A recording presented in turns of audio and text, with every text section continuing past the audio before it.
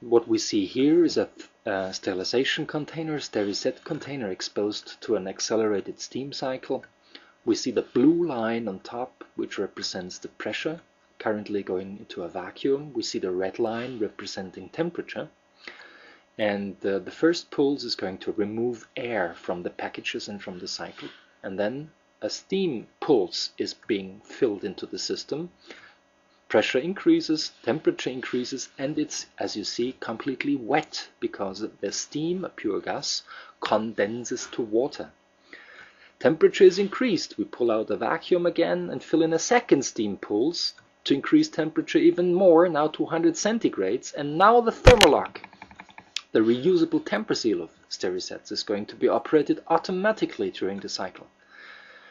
The next pulse is, in addition, adding more temperature and removing air, remaining air from the cycle, so that after the next and the third pulse, typically in Europe and in most cases in the US, you use 3 pulses. After the third pulse, you fill in steam to finally reach the exposure level, the high temperature, high pressure level, 134 degrees Celsius or 270 Fahrenheit. And it's important to understand that now everything is apparently wet, completely soaked.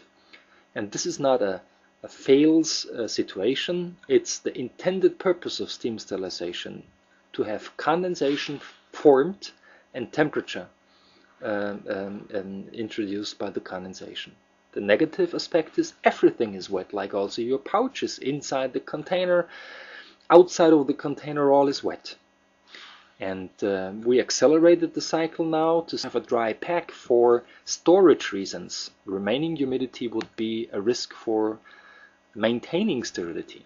So what we typically do in a cycle is reducing the pressure, go down into a vacuum, because water starts to boil, to be formed back into steam, which can be pulled out by the vacuum. Droplets start to disappear. Water heavily boils, but not only outside, also inside, as we can see in that glass bowl. That's the amount of water which typically would be inside a sterilization container if you sterilize 10 kilograms, 18 pounds of steel. And you can see what happens. It heavily boils, and the longer you hold the vacuum, the better is the chance to dry out this water, to form it back into steam, and the lower the vacuum is, the better the chances are that you really remove all the water from the container. At the end of the load dryness vacuum phase, when the sterilizer returns to ambient pressure, the container can be taken out and safely stored in a very protected manner and safely temper sealed until it's finally going to be used in the